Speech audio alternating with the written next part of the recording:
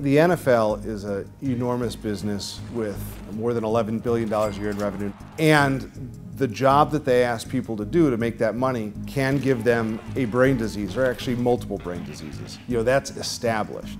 That's Chris Nowinski, former college football player, former WWE wrestler, and one of the biggest advocates around CTE, a degenerative brain disease that medical consensus links to sustaining repeated head injuries, like what someone might suffer in the NFL. We've all seen these images before. A player is seriously injured in front of millions of viewers and there's public outcry to take action. But behind the scenes, there's a more quiet crisis happening in the NFL. Chris was one of the first to notice when Miami Dolphins quarterback Tua Tagovailoa likely suffered a concussion at a game in September. How is it possible a human being can get permanent brain damage on national TV and we're all just okay with it? Because the NFL is an unstoppable force with a monopoly on a pastime intrinsically linked with American culture and economy. It's a story of deep corporate greed, prioritizing profit for billionaires over all else. This is The Classroom from More Perfect Union. Today we're tackling the NFL with Chris Nowinski. I just wanted to remind you to please like this video and subscribe to our page. More Perfect Union is telling stories that take on corporate greed and highlight the problems of working people. It's hard to make that message break through the algorithm, so we need your help. So again, please like and subscribe.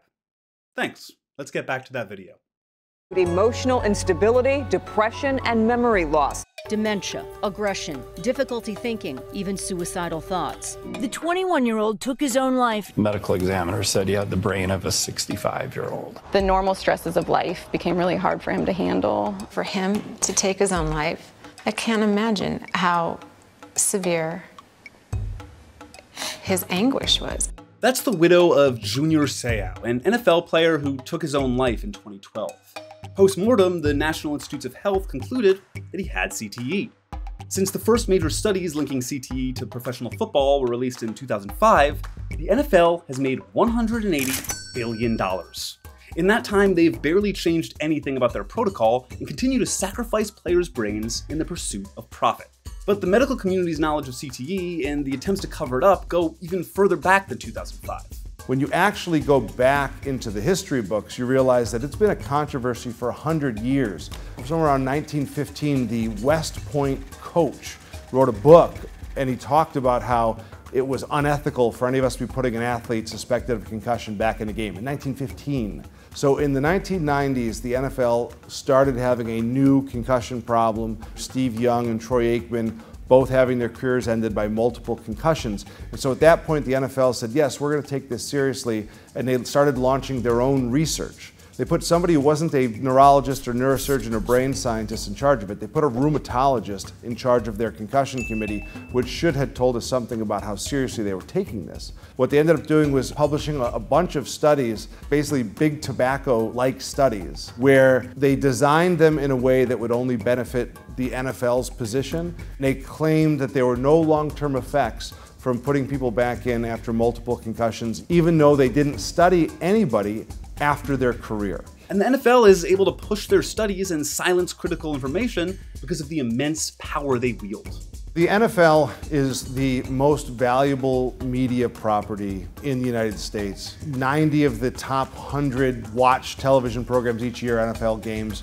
The media networks battle over the rights to the games because they're so profitable. The major media companies, Comcast, Disney, Fox, Viacom, and now Amazon, pay the NFL billions of dollars to air football games. The latest media rights deal is worth $100 billion. These companies are willing to pay all that because airing football games is immensely profitable. The average NFL game brings in more than 17 million viewers, and that's not even the playoffs or the Super Bowl. It's a huge billboard, and advertisers want in, giving the NFL unimaginable power over mass media. The NFL has a lot of influence at the senior levels of media. If we think back to 2007, it was the New York Times who took the leap of assigning somebody full-time to the concussion and CTE beat that allowed this to become a national story. People like HBO Real Sports stepped in to cover this, but even they got pushback from the NFL because they are business partners on different shows. And so what I learned over the years is that if you did a bad story about the NFL, you got a phone call from the NFL offices saying how unfair you were being. And if you were a television company, you were then told, we will be remembering this when a negotiation time comes up for deals. And it's not easy for players to speak out either. NFL players might have what some would consider a dream job, but look at how the league interacts with their union, the NFL Players Association.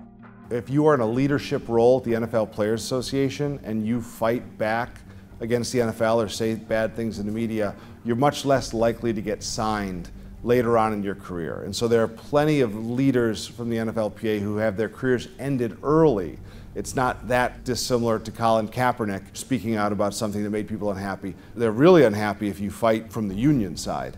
And so I have been told from those players that they've been punished for that.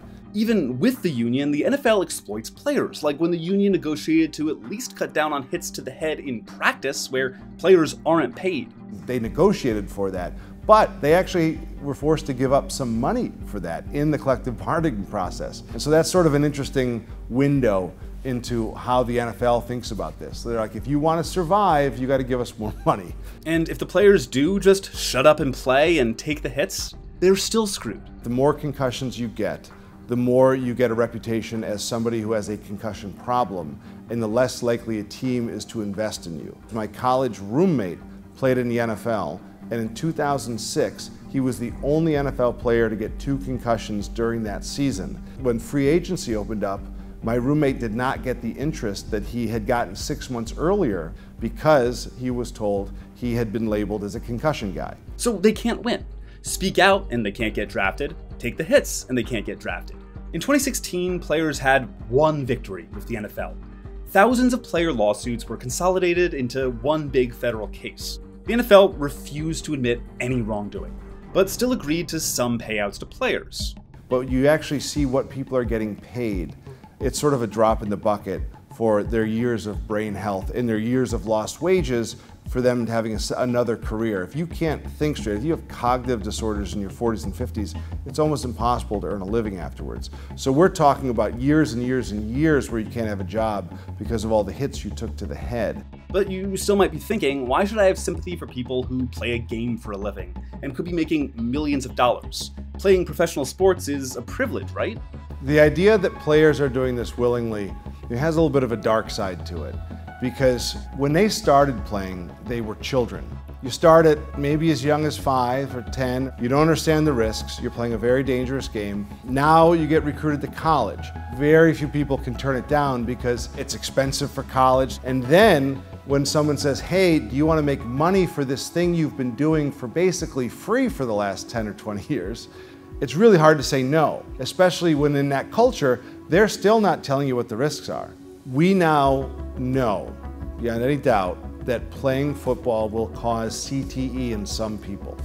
So the idea that we are recruiting 5-year-olds for a sport that will give them a brain disease when they have 25 other options that will not give them that brain disease has to change. We have a brain bank full of young athletes who died by 30 with CTE, and most of them you can draw a straight line from football and mental health problems that led to their early death. But the profit-driven motive of the NFL in sacrificing children's brains is even more cynical than you'd think. The NFL is actively recruiting children to the game of tackle football, not because they're actually even trying to create a pipeline of future NFL players, they're trying to create a pipeline of future fans. They've even learned it's not flag. Flag doesn't create that sort of sticky relationship. You have to put the same costume on as your hero, and if you go play football yourself, your entire family turns into a football-watching family. Football is deeply tied to the American identity.